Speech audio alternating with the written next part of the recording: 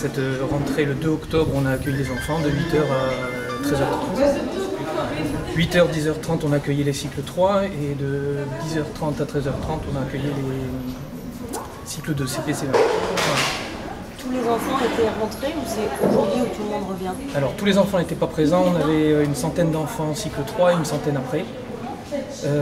Mais là, on attend normalement tout le monde et on devrait attendre vraiment tous les enseignants aussi. Toutes les conditions sont réunies pour que les cours reprennent normalement aujourd'hui? Vraiment, vous reprenez le programme là où vous l'avez laissé? D'abord, on n'a pas commencé le programme. On a accueilli les enfants en faisant des ateliers, des jeux éducatifs, on a fait des maths, ateliers audiovisuels, etc. Jeux de lecture, de langage.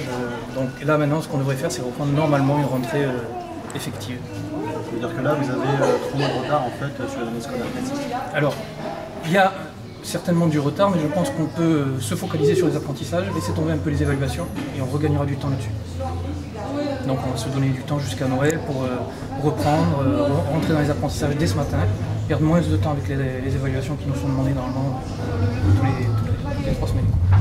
Les enfants sont en état psychologique, comme ça, pour reprendre... Disons que tous ceux qu'on a accueillis au début, oui, ils l'étaient, ils avaient envie d'en parler, ils ont dessiné, on a fait des choses avec eux, puis après ça s'est un peu tassé, puis on a senti qu'ils avaient envie de rentrer, ils avaient envie de travailler, ils avaient envie de faire autre chose que de continuer à reparler constamment de ce cyclone, de ça. C'est récurrent chez nous, ça toujours, depuis que c'est arrivé, c'est un sujet de conversation qui est tout le temps voilà, donc on a envie de passer à autre chose.